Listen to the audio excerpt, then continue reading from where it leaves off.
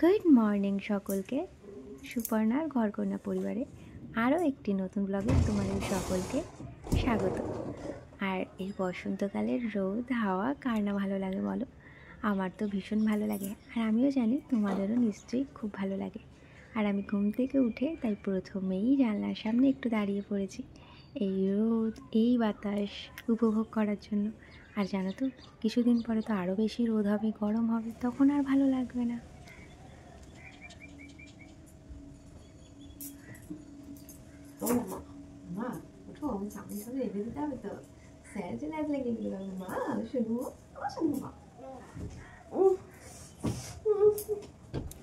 বাবুকে একটু জোরজার করেই তুলতে হচ্ছে, কারণ 9টায় স্যার আসবে, তারপরে আজও স্কুলেও যাবে, স্কুলে পিকনিক আছে, তাই ওকে ডাকছি। আর চাউমিন এনে দিতে হবে দোকান থেকে, তো ওই এনে দেবে, নিচেই আমাদের দোকান, সেজন্য ওকে ডাকছি। তারপরে ফ্রেশও হয়ে নেবে, স্যার আসবে সেজন্য।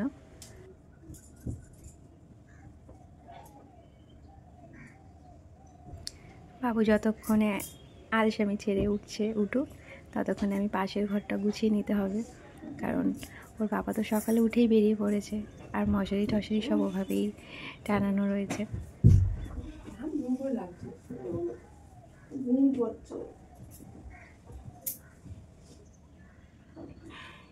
সকালে উঠে এই বিছানা তোলা এই সমস্ত কাজগুলো করতে যেন আমার কতটা সময় চলে যায়। আর খুব সকালে উঠেও যে আমি কাজ করব সেটা আমার আর ইচ্ছা করে না। তো যখন যেমন পরিস্থিতি তখন সেভাবে আমি কাজ করি। আর এই দেখো, ইয়েলো গেঞ্জিটা আজকে বাবু স্কুলে পরে যাবে, তোমাদের বললাম না পিকনিক আছে, তো ওর থিমে আছে ইয়েলো, তো ওকে আজকে সমস্ত ইয়েলো খাবার, ইয়েলো ড্রেস, সব কিছু ইয়েলো করতে হবে। তো সেই জন্য এটা একটু ভেজা আছে, সেটা শুকোতে দিয়ে দিচ্ছে, আর বাকিগুলোও দিয়ে দেবো শুকোতে। তো অনেকটা সকালে আর উঠতে পারি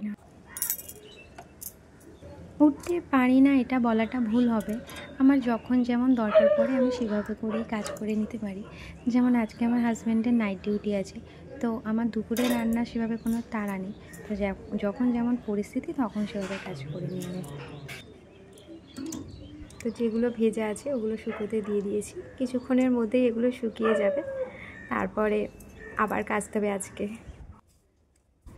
আমাদের সারাদিনের মধ্যে বেশিরভাগ সময়টাই আমাদের এই ঘরটাতেই কাটে জানো, কারণ বাবু যতক্ষণই ঘরে থাকে এই ঘরেই থাকে, ও পড়াশোনা করুক, ড্রয়িং করুক, সমস্ত আর্ট, ও অনেক কিছু আর্ট করে, সেগুলো ও এখানে বসেই করে। আর যেহেতু এই ঘরেই টিভিটা রাখা আছে, তো এই ঘরেই আমাদের সময় কাটে বেশি। আর আমার বর তো ঘুমিয়েছিল রাতে এখানে, তো সেগুলো আমি এখন গুছিয়ে নিচ্ছি। আজ খুব একটা তাড়াহুড়োও নেই, কারণ নেই বললে চলে না, কারণ আমি ইচ্ছে করেই একটু নিজেকে সময় দিয়ে দিয়ে কাজ করব। কারণ তোমাদের আগেই বললাম আমার হাজব্যান্ডের নাইট ডিউটি আজকে, তো মাঝে মাঝে তো একটু ঢিলেমি দিতে আমারও ভালো লাগে, তাই না? তো বাবু স্কুলে চলে যাবে, আর তারপরে আমি একটু ঢিলেমি দিয়ে দিয়েই কাজ করব। তো ওর খাবারটা রেডি করে নিয়ে তারপরে দুপুরের খাবারটা একটু দেরি করে করব ভাবছি, যাতে গরমও থাকবে। তো আজকে একটু নিজেকে সময় দেব। এদিকে দেখো বিছানাটা গোছানো হয়েই গেছে, আর এই ট্রলিটাতে যেন আমার হাজব্যান্ডের আর ছেলের জামা কাপড় আছে। আর কারণ আমাদের এখনও আলমারি কেনা হয়নি, ইচ্ছে আছে একেবারে যখন ঘরটা ডেকোরেশন করব তখনই একেবারে কিনবো, কারণ এখন যদি আমি একটা আলমারি কিনি তারপরে ডেকোরেশন করলে তখন আবার ওটা আমার নিয়ে সমস্যা হয়ে যাবে, তাই একেবারেই করব যা করে। এটাকে দেখো, ওনাকে টেনে তুলেছি, চলে গেল, পালিয়ে গেল, ওখানে বসে ব্রাশ করছিল। আজকে স্কুলে যাবে, কারণ ওদের স্কুলে পিকনিক আছে। পিকনিকটা কীরকম বলো তো, থিম অ্যাকচুয়ালি ওর যেমন ইয়েলো কালার করেছে, ইয়েলো, ওদের পাঁচজন করে গ্রুপস করা হয়েছে, yellow, white, red, black, green, blue, এরকম করে ভাগ করে দেওয়া হয়েছে। তো যার যেটা কালার সেই কালারের ড্রেস আর খাবার সেগুলো নিয়ে যাবে। তো ওর যেমন ইয়েলো কালার পরেছে, ইয়েলো কালারে আমি যেমন ওকে নুডলস বানিয়ে দেবো, ও সেটাই বলেছে আমাকে নুডলস বানিয়ে দিও। কেউ আনছে যে হলুদ রাজভোগগুলো হয় সেটা, তারপরে ইয়েলো লেস, তারপরে তোমার মনেও থাকে না, ওয়েফার্স, সবই ইয়েলো পেস্ট্রি কেক, তারপরে তোমার মাজা যদি একটু অরেঞ্জ তাও ওটা চলে যাবে। আর তারপরে বিস্কিটস, ইয়েলো কোনো যদি বিস্কিটস থাকে সেটা, তারপরে ম্যাগি, কলা, এরকম অনেক কিছু সমস্ত তারা ভাগ করে খাবে, পিকনিক হবে, সেগুলো ডেকোরেশনও করা হবে ইয়েলো কালার দিয়ে, মানে ওদেরটা আর কি হলো। আর তোমাদেরকে দেখালাম না একটু আগে আমি ইয়েলো কালারের গেঞ্জি, মানে কালকে একটা কেচেছিলাম সেটা শোকাতে দিলাম, ওটাও পরে যাবে, এই হলো ব্যাপার। তো টেনে টেনে ঘুম থেকে তুলেছি, তোমার এখন 9টা প্রায় বাজতে যায়, 15টা বাজে, ও স্যার চলে আসবে বলে। আর স্যার চলে আসলে তো দোকানে পাঠাতে পারবো না, চাউমিনটা আনা ছিল না, তো সেই জন্য ওকে টেনে টুনে তুলেছি। তারপরে চাউমিন আনতে গেছে, এনে ওখানে ব্রাশ করতে বসে পড়েছে। তারপরে এই যে ব্রাশ করে উনি চলে এসছেন, আমিও যাই দেখি এবার গোছগাছ করি। এই যে চলে এসছে ব্রাশ করে। তো আজকে স্কুলে এতদিন যাইনি, কারণ 19 তারিখ থেকে তো ফাইনাল পরীক্ষা, তো যার কালকে স্কুল থেকে কল করা হয়েছিল আজকে যেতেই হবে, সেজন্য যাবেন আজকে উনি। আর আজকে তো মজাই মজা, আজকেও যাবেই আরও। তারপরে দেখো চলে এসেছি আমার আসল জায়গায়, যেখানে আমরা গৃহবধূরা সব থেকে বেশি সময় কাটাই। দেখো জানলাটা খুলতে কি সুন্দর হাওয়া, আমার মন ভরে গেল। তো এখন করে নেব কালকের বাসি বাসনও আছে, অনেকটা রাত হয়েছিল আর ইচ্ছে করে না গো, তো সেটা মাজা বাকি আছে, আর সেটা মাজবো। তেল আনা হয়েছে, সেই তেলটা ঢালতে হবে।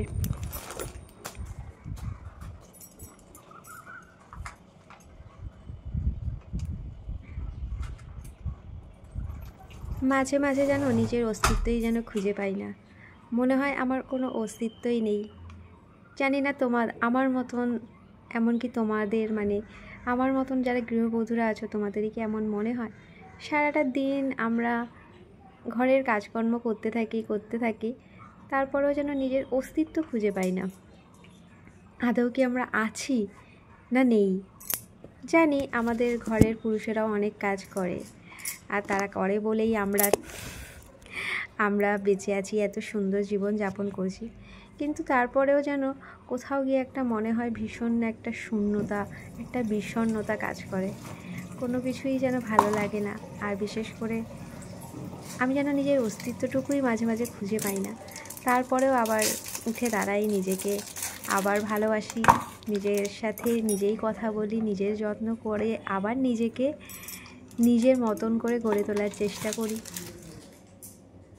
বাসি বাসন কয়েকটা রয়েছে, মানে রাতে যেটুকু খাওয়া দাওয়া হয়েছিল, আর এতটা রাত হয়ে গেছিলো না, 12টা বেজে যায়, তখন আর ইচ্ছে করে না, মনে হয় যে এবার শুয়ে পড়ি, তো রেখেই দিয়েছিলাম। আর জানি আজকে যেহেতু হাজব্যান্ডের কাজ মানে সকালে নেই, সেহেতু তাড়াটাও কম, তাই জন্য এই এখন ফার্স্টে বাসনগুলো ধুয়ে দিচ্ছি।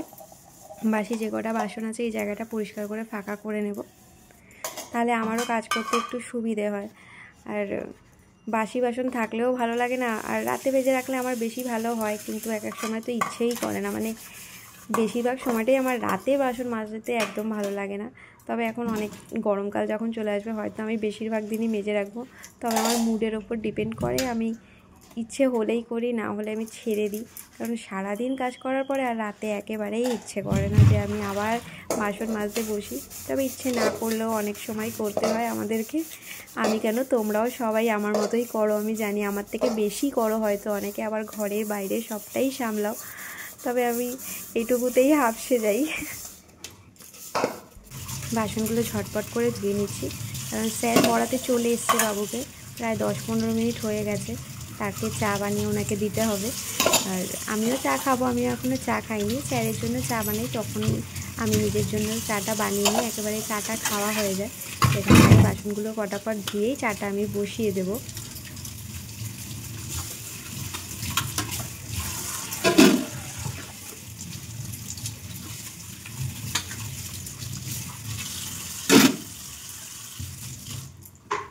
আজকে চায়ে আমি রোজই আদা দিই, তো ভাবলাম আজকে একটু এলাচও দিই, তো প্রথমে আদা দিয়েছিলাম, এখন এলাচ দিলাম একটা।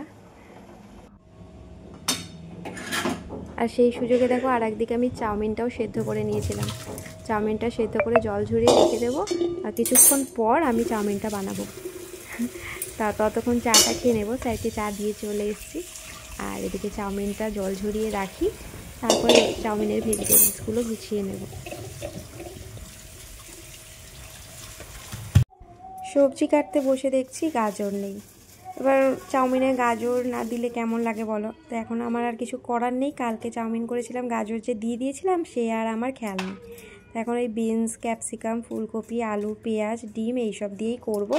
আর কিছু করার নেই, এখন তো আর গাজর আনতে কাকে পাঠাবো, কারণ আমি বাজারে তো যাই না, আমার বড়ই সব এনে দেয়, আর ও এখন বাড়িতে নেই। তো এখন আমি এই ক্যাপসিকাম, বিনস এইগুলোই কেটে নিচ্ছি, এগুলো দিয়েই বানাবো। একটা ডিম আছে আর হাঁসের ডিম আছে, ওটা দিয়েই বানিয়ে দেবো। খেতে তো ভালোই হবে, একটু ম্যাগি মশলা দিয়ে দেবো।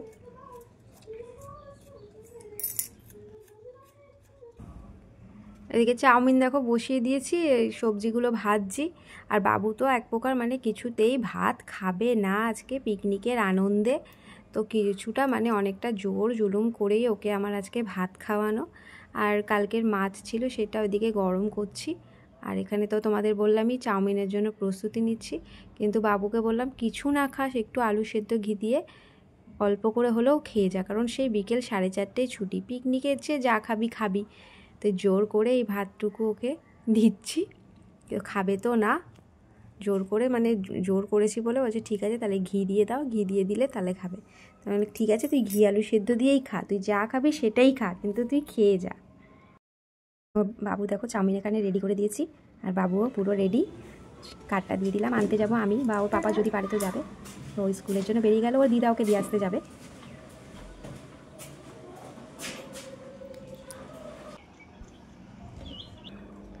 চাউমিন কিছুটা বেশিই হয়ে গেছিলো, তাই আমি ভাবলাম তাহলে এটা দিয়ে আমার নিজের টিফিন করা হয়ে যাক, আমার তো একাই টিফিন করার বাকি, আর সেটা দিয়ে আমি সকালের টিফিনটা করে নিচ্ছি। আর 3 দিন ধরে চাউমিন খাচ্ছি, খুব একটা যে ভালো লাগছে চাউমিন খেতে তাও না, কিন্তু চাউমিনটা খুব ভালো হয়েছিল খেতে, বাবুকেও টেস্ট করিয়েছি। তা চাউমিনটা খেয়ে তারপরে আমি যাব দুপুরে রান্না করতে। এখানে দেখো আমি রান্না করছি হলো ফুলকপির তরকারি। তো নিরামিষ ফুলকপির তরকারি খেতে খেতে না একদম আর ভালো লাগে না, তো আজকে একটু এক্সপেরিমেন্টই বলতে পারো করছি। পেঁয়াজ, আদা রসুন বাটা, কাজু বাদাম বাটা, টক দই সামান্য, সমস্ত কিছু দিয়ে এখানে দেখো মশলাটা কষিয়ে নিয়েছি। আর একটু কাসৌরি মেথিও দিয়েছিলাম, একটু সামান্য চিনিও দিয়েছিলাম। তো তোমরাও এভাবে করে খেয়ে দেখো, খুব ভালো লাগবে।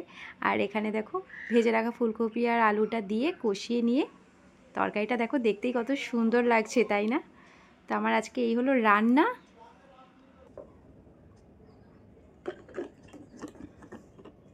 জলটা খুব কম খাওয়া পড়ে আমার।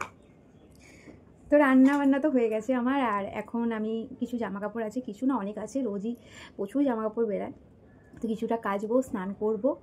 আর তোমরা বলো আমার ব্লগটা তোমাদের কেমন লাগছে, ভালো মন্দ সবটাই জানিও। আর আমার যদি কোথাও কোনো খামতি থাকে সেটাও আমাকে জানিও, আমি সেটা শুধরে নেওয়ার চেষ্টা করব। কোনো ভুল ত্রুটি সবটাই জানিও, আমি ঠিক করার চেষ্টা করব। আর এভাবেই আমার পাশে থেকেও আশা রাখবো তোমরা আমার পাশে থাকবে। আর আজকের ব্লগটা এখানেই শেষ করলাম, তোমরা সবাই খুব সুস্থ থেকো, ভালো থেকো আর হাসতে থেকো। আজকের মতো টাটা।